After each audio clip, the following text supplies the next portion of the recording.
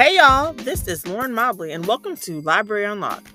Library life can be full of ups and downs, but you can always come kick with me and my guests to laugh, learn, and let loose. All things library, all the time. Or, at least until I change my mind. Here, I can guarantee you we'll mix things up and lock it down. Here's my hangout with my birthday twin, Holly Brown. Hashtag Aquarius Gang.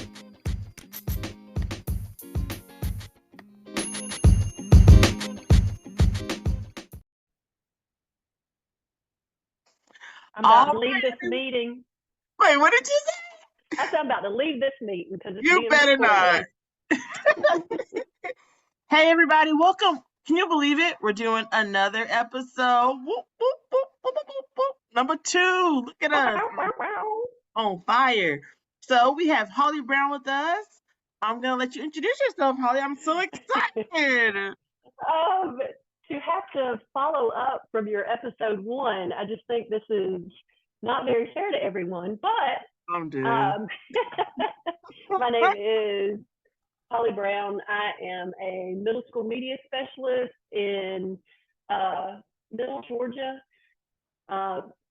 We have about 450 students on a good day. I'm married, have a junior in college, a junior in high school. I enjoy all kinds of music, play some instruments. That's about it. What else did I leave out? Wait, pause. You play instruments? Rewind. I need to know more about this because I really didn't know that.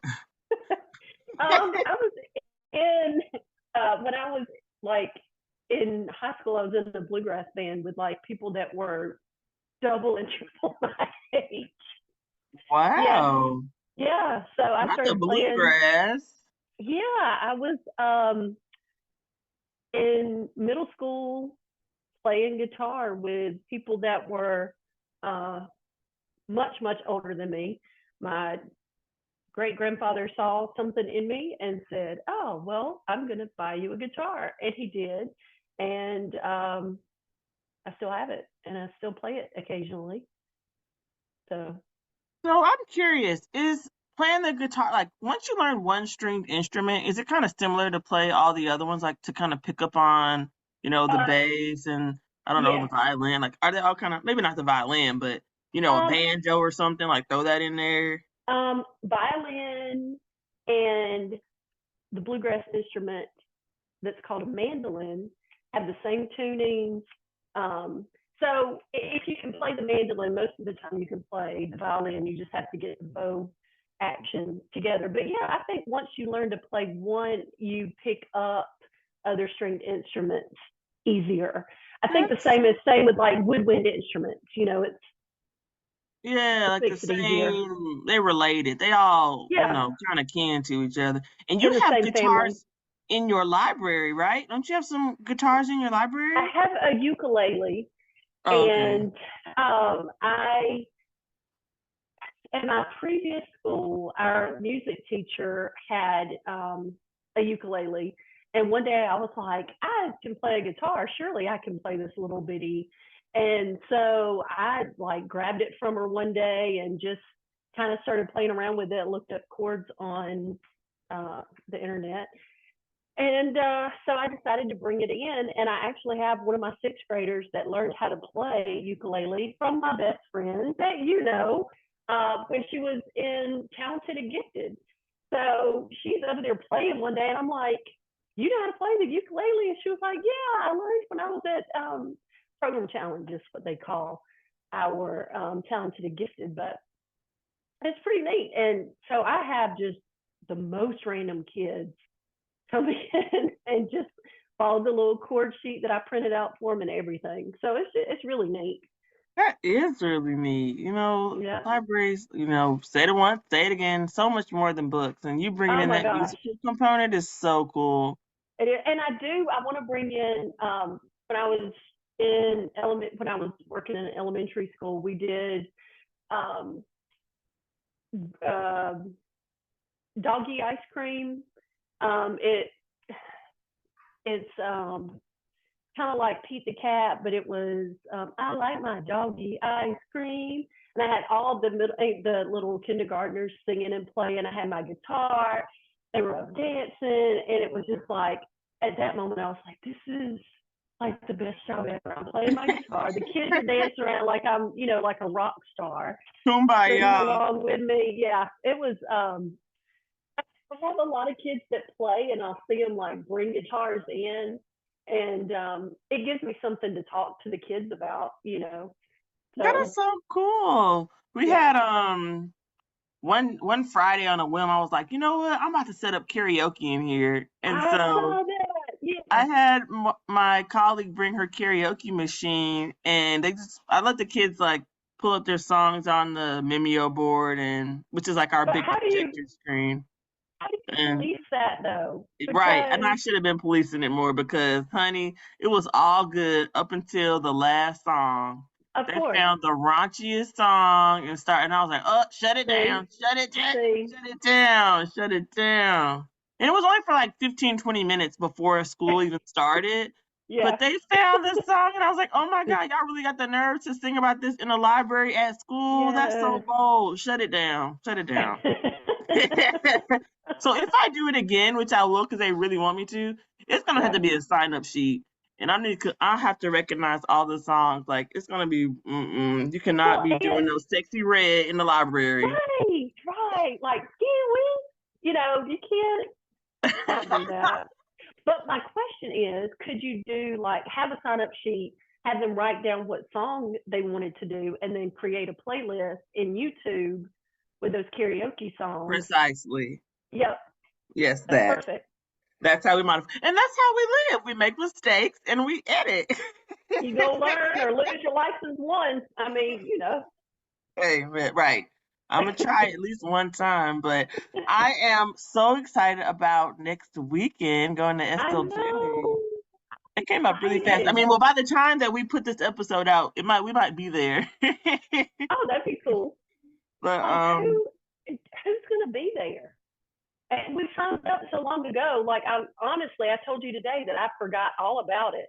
I And know that some of our good friends, I know Casey Boyd will be there, Amanda oh, Jones, Becky Calzada, and I'm drawing a blank. But I but definitely like know. Shout out to everybody I just mentioned. I'll link them in the show notes because they'll be there. So it awesome. should be really fun. I'm excited. Well, even though you forgot, we'll just. I've had a lot going on. But yeah, I'm super excited about it. But yeah, that's gonna be fun. I'm excited about getting all these ideas, and I get so many ideas from you because Oh, when I tell you whatever. you are the passive program princess, I don't know about that. the the creative queen, because you have Oh, all I these wish. ideas, and it's just like, oh, I remember when I came to your school and was like, oh. Oh, what is that? There's like this reel or TikTok of the girl, and she's like, oh, that was me. Like, oh wow, I didn't realize I could do that. Like, it's so simple and smart and just great. So, what are some of your favorite passive programs? Because girl, you have a lot of cool ideas, really. Well, of course, the games, Uno. I mean, you would think these kids are like playing for money. They are so serious about these Uno games. And they'll get the teachers in there. They're playing with them during their library time. So I love that. And another thing I love about Uno is that just random kids from other classes, like especially during library at lunch, they'll just join in. So, you've got sixth graders that don't have any classes together, but they're in the library at the same time at lunch and they're playing games together. So I love that. Chess and checkers, those are pretty inexpensive to buy, and the students like those. I love bracelets, the friendship bracelets, but that's got to be one of my Fun Friday activities where students can come in, if they've got all of their work completed, they've just had a really great week, their teacher wants to reward them, they can come in because the bracelets, that library at lunchtime is not long enough. I It is tell you, not them enough. bees gonna be everywhere. They are, but I will tell you this, Perler brand has this little like roller thing. Casey Boyd had one, and I bought one, and it picks up those perler beads. It picks up the other beads. And when I first bought all the beads, like I had them all like organized. They were all organized by color. Girl, now it's just rainbow soup, and you just gonna have to pick through. But students really, really enjoyed that. And I had a fun Friday a couple of weeks ago when we got the perler beads out. I had a student that did like a really cool, like Hello Kitty. I had one of the big macho football player boys in there, and he was making a, what do you call it was a Mario Brothers mushroom or something. Mario Brother name. No, it was a mushroom. Oh. Anyway. Luigi. Not Luigi, though, on the mushrooms. No, but it was like the little mushroom thing. But I mean, those are just things that the kids can come in and just talk. Some of the conversations I don't want to hear, and I walk away. But I have had some really great conversations with students just over bracelet making or perler beads, or I try to sit down and play Uno with them. And girl, I do not know the rules. Do not come to me as a judge, because I don't know. But yeah, just any of those things that coloring sheets. I saw somebody on our favorite PLN Twitter or X or whatever it's called now, but or Instagram. But just the coloring sheets. I have kids that will come in just to get coloring sheets to take home with them. So it's just trying to find what gets them in, and then I pull them in with others, with books and things like that. Right. I really like that big dry erase table you had in there. Yes. They come in there and draw or what? Because I was like, oh, I want to do that. I haven't done it yet because my tables are new, but. Oh yeah, don't do it. Don't mess them up. These tables are from it's the old wooden tables, so nothing's gonna hurt those. I did have to take the dry erase stuff off, and it's very sticky now because a kid started pulling it up from the side, and so now that table is sticky. So I'm just gonna swap it out with the festive tablecloth for every season. They're so destructive, and I just don't know why. But, like when you were talking about the beads being rainbow soup, I was like, I had a thing of letter beads, and the letters were organized, and then it was letter soup. It was like, but why though? But you know what? And I would get upset about it. That I'm like, they're the one having to pick through all of that to find what they want. So why am I worried about it? But I mean, it's not aesthetic anymore to take pictures, but it's really not about that Instagram worthy media center, as long as the kids are coming in and feeling welcome and things like that. You know what? That's a good quote right there. That's my pull-out quote for this episode. I'm just saying. I do like an Instagram worthy library, though. I will not lie. I will see stuff and I'm like, oh, that would be a good Instagram post. But I try not to stage, you know what I'm saying? Like, I don't want to stage somebody doing it. But if I saw a kid reading a book about chess while he was playing chess. I'm like, I was like, can you just do it again? He's like, what? I was like, I need this. I need this for my feed. Please. Just do it. Thank you. And he did. He was great about it. But I know they just look at me sometimes. And then sometimes when they win things, they're like, Ms. Brown, are you going to take a picture? And I'm like, yes, I'm going to take a picture. And then because they know I take pictures and I post it on our social media, because I want people to see that our kids are in the library and they're, learning and enjoying themselves. So yes, sometimes I do. How lit it is up in the library. They need to know. They think it's dead. But my thing is, but I always say but I saw all your selfies on Instagram, but you don't want to hold a picture holding up the prize that I just gave you. Come on now. Shady boots. It's shady. So how did you even get into the library? I know you've had a Girl, experience, you've dabbled in all sorts of things. Let's talk I'm about telling this. you. All right, so settle in. I had a lot of jobs before I actually got into education. And I sent the list to my husband. I was like, did I miss anything? And he said, you don't remember working for the cemetery in phone sales? And I was like, oh my gosh, I didn't forget that. It was the worst job ever. I don't know why I thought I could do it. I did it through like a temp agency or something. And I had to cold call people and ask them if they wanted to buy burial plots. Girl, I did not stay there very long. Trying to run people today. I'm telling you, now this was it was before, it was probably in like 1999. Sounds so long ago. But I was working at a church as a children's pastor, and that was a great part-time job. You know, a lot of ministers do work in funeral services, and yeah, that did not last very long. I did not excel in that career field, thank goodness. But I worked at a skating rink that was also a church. A skating rink at a church, baby. Skating for the Lord. Yes, I'm telling you. It's a very Georgia thing too.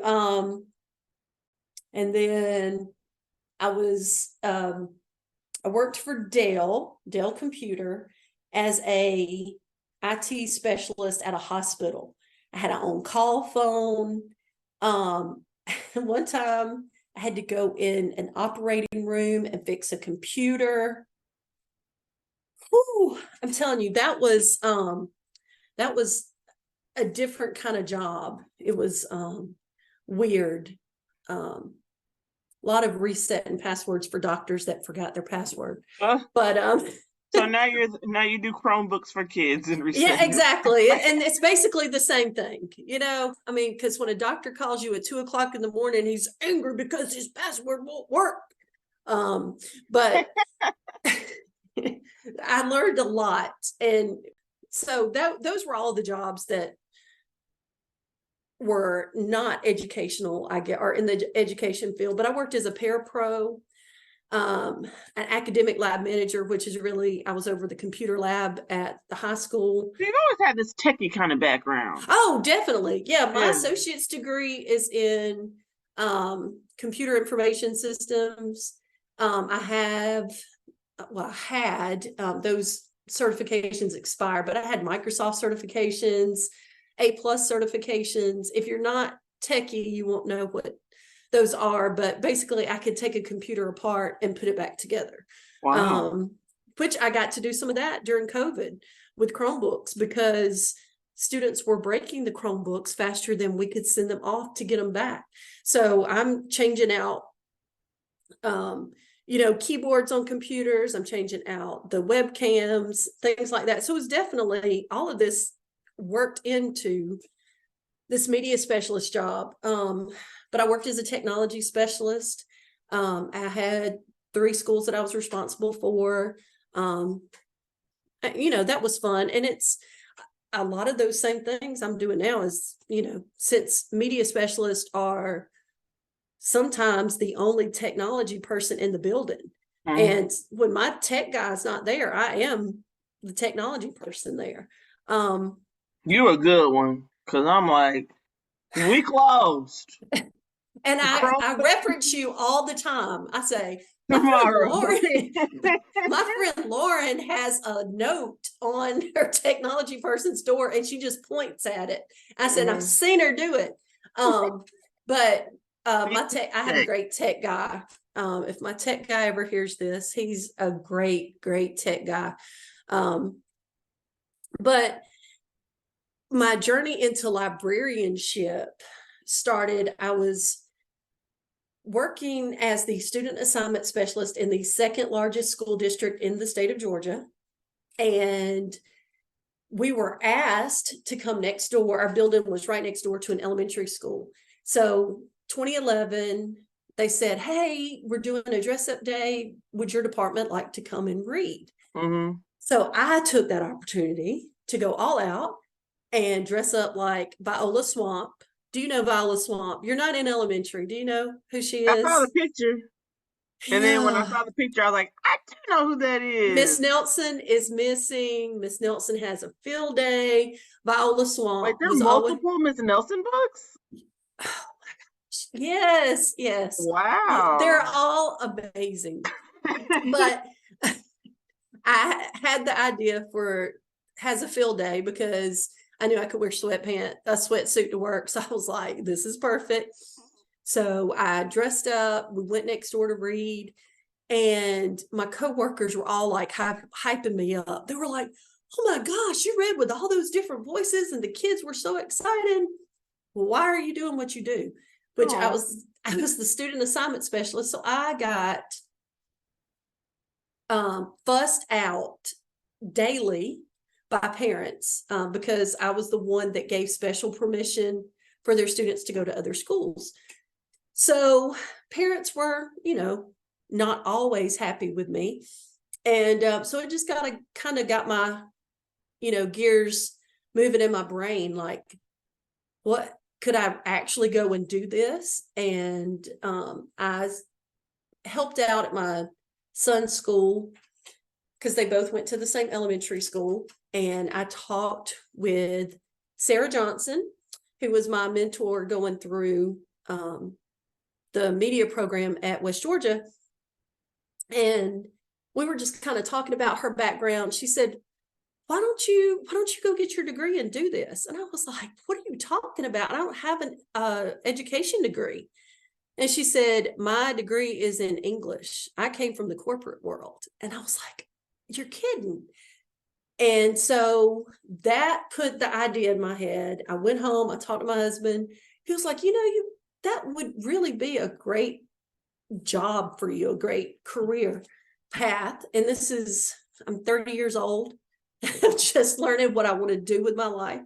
And so I wanted to go into the classroom and teach. And this was way pre-COVID, back when kids still behaved, I guess. I don't know.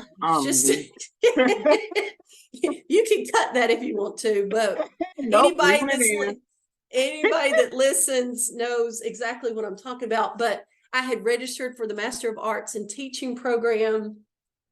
You had to take the basic skills GACE to even get into that program. Mm-hmm. So I studied, took the basic skills GACE. I wouldn't say I didn't ace it, but I did really well on it. And instead of doing that, I talked to Dr. Cooper at West Georgia, and he was like, yeah, he said, I think you'd be a good fit. You've got the technology background, you've got, the work with children and youth as a minister. I think this would be a good program for you. And I started then. And I had always loved my, librarians from elementary school. And I just really wanted to be like them. I wanted to, be the memorable school librarian that, wore a witch's hat and told ghost stories. And, but yeah, that's kind of how I had a BS in communications. And so I just started the master's program for school library media at West Georgia. So I applied at West Georgia in 2013, and then I graduated in April 2016 and literally got a job less than a month later. That's awesome. I went to West Georgia too for my school library certificate. I got my school. Yeah, I support West Georgia, so yeah, West Georgia should definitely sponsor your podcast because if anybody's looking to be a school now, Valdosta has a great program as well. I have friends that did their classwork there, but West Georgia has just been amazing. I have, if I ever had an issue, I can always email or, set up a meeting with any of the professors. They're great. So their praises. I am. I really am. And I encourage people to check out West Georgia first because of the cost. If I had to do it over again, Valdosta State has a program where you can do your MLIS and your school library media. So because in Georgia, you can't, with our degree that we have, our Master's of Education in school library media, you can't go and work at a public library in a librarian position. So I would probably go back and do that. But at this point, I'm working on my EDS, and I am done with school when I finish this degree next fall, for sure. I hear that, girl. I hear that. But it's worth every minute. It's worth every minute. And I have enjoyed this whole journey to school librarianship. I have the best job in the whole building. And I tell all the students that during orientation, I have the best job in the building. I have a better job than your teachers, better than the principal. And they all look at me and kind of laugh, but I do, because I have an opportunity to meet every single student in the building, and I get to know 99% of them. You went from slinging caskets to slinging books. Girl, I'm telling you, and I'm so glad that I'm slinging books now, because that job was not for me. I don't even know why I thought I could do it. Oh, do you need a burial plot, anyone? Right. Oh my gosh. And, as a minister, I'm supposed to be saying, girl, you're not going to need that plot because Jesus is coming back. And, but here I am still trying to get them to buy one. It was awful. Oh, great though. Yeah. It really is the best job. It really is the best job. It is. And and we do a daily news program. So while I don't have any classes, I do have my kids that are the news team. Eagle News, baby. And they are amazing. I mean, these kids, the little girl that plays the ukulele, she's on the news team. And they write the script. I'm still working on them, getting those Canva graphics like I want them. Hey, I appreciate those slides you shared with me because we use them for our show, for my news team. But I'm interested in that because I've been struggling with my news team. Oh, Lord, I've been struggling with my news team. Did you do auditions? Yeah. Okay. It's just the responsibility of, showing up on time, and I make a schedule for them to be here, like their position. And yeah, how do you manage that? I'm interested. Well, to begin with, I did bring in some sixth graders at the beginning of the year. When I tell you sixth graders are still on it, sixth graders are there on time. They know when they're supposed to be there. Sixth graders are on it.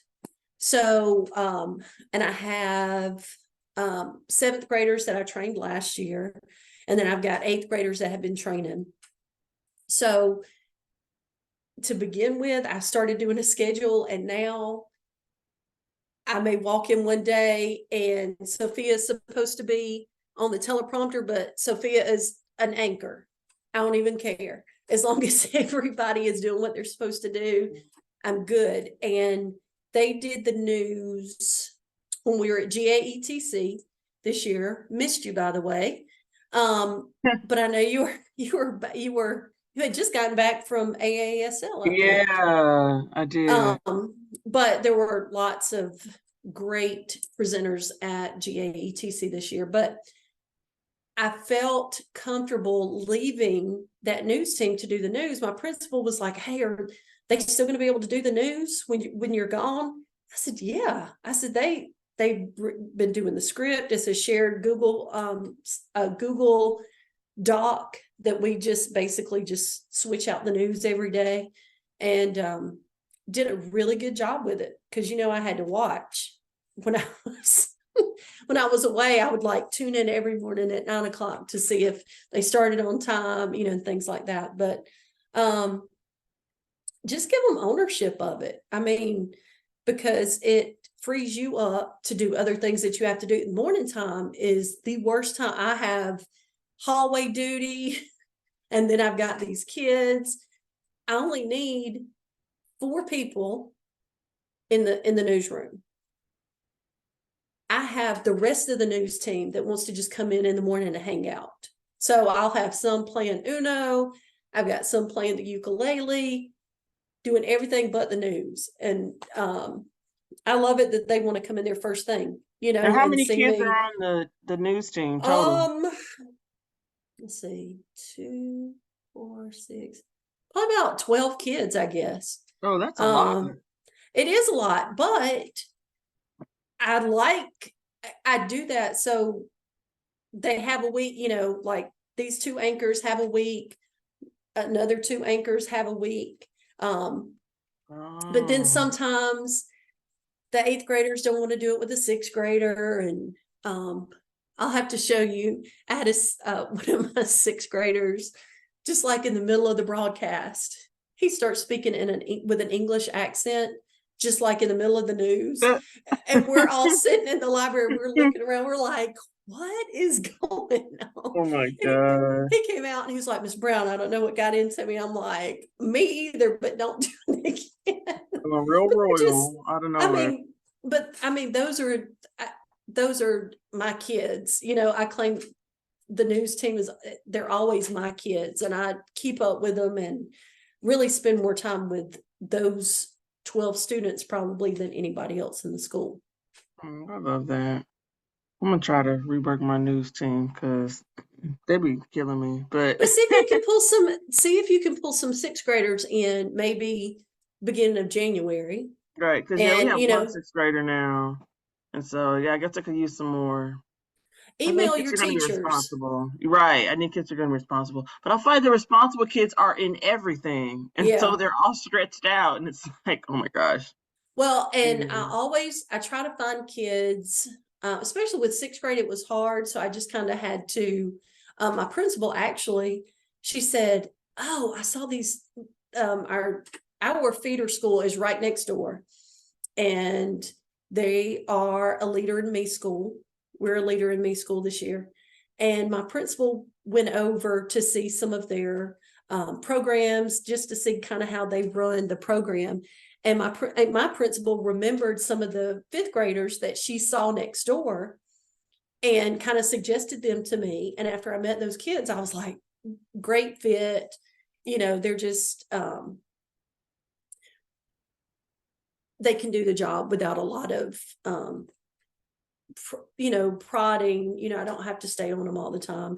They're still 6th graders, so they do get off task, but I can get them back on task well. But for 7th and 8th, I did send out an email to say, are there any kids that you see that really have a talent for public speaking?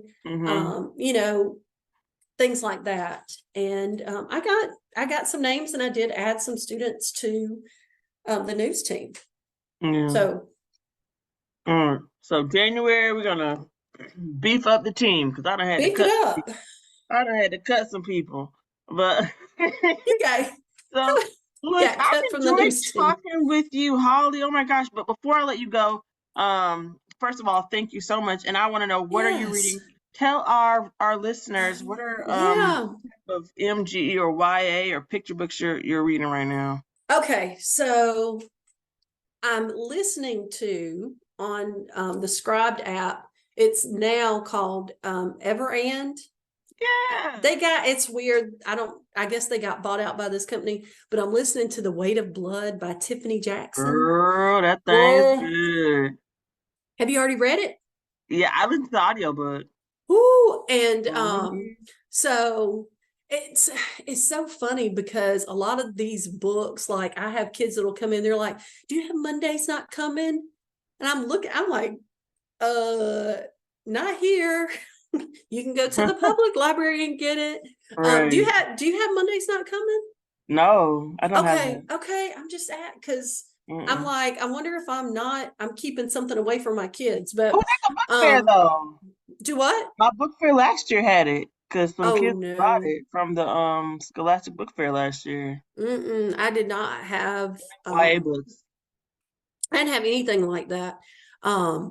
But yeah, I'm listening to The Weight of Blood, and I'm reading A First Time for Everything by Dan Santat. And remember, we met him at the Columbus Children's Book Festival. His book just won the award. Yes. And that's like his autobiography. And so I just saw on Twitter where he showed his mom his National Book Award medal, and kind of showed her the pages in the book where she encouraged him to go, and it was just so sweet. Yeah, that was sweet. He was a nice guy. It was nice to meet him. Super.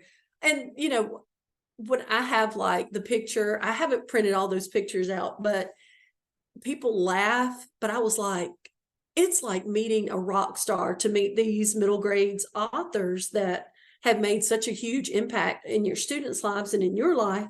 And it did feel like we were waiting in line to see like Beyonce or Taylor Swift or something. We're like taking selfies in the line, and we're just, they're real people, and that's what I think is so cool about that whole community. But yeah, that's what I'm reading and listening to. All right, you got some good ones. Yeah, you're gonna, girl, some great recommendations. Again, Holly, it was such a pleasure. Where can our listeners find you? So I'm gonna have to look because on Instagram I am MRS Brown's Library. MRS Brown's Library. And then on Twitter or X, I am MS Brown's Library. Somebody must have took the other one. They did, and I was so upset about it. Whoever Mrs. Brown Library is on Twitter, give Holly back her name. Please. Give her back her name. Thank you. This is from 2016 when I set this up. But yeah, please follow me. I love following school librarians especially middle school librarians. I love seeing what y'all are doing. I love seeing what works and what does not work, and seeing how you have solved an issue that I may have or haven't had yet. So the best PLN ever. Absolutely. Such a fast response too. Oh gosh, yes. Here we go. But Holly, it was a pleasure. Again, I feel like I said that a million times, but it really was. I had so much fun, and we know each other in real life. So this was just like a different kind of. It's going to be me talking to my friends. Right. And I love that. Those are the best podcasts. And you never know what quotes are going to be held against us at some other point. I probably need a little disclaimer at the beginning. I do not reflect my employer. Please. But we didn't say who we work for. Right. It's anonymous. So we're good. Right. We're good. All right, girl. You have a good night. All right. See you soon.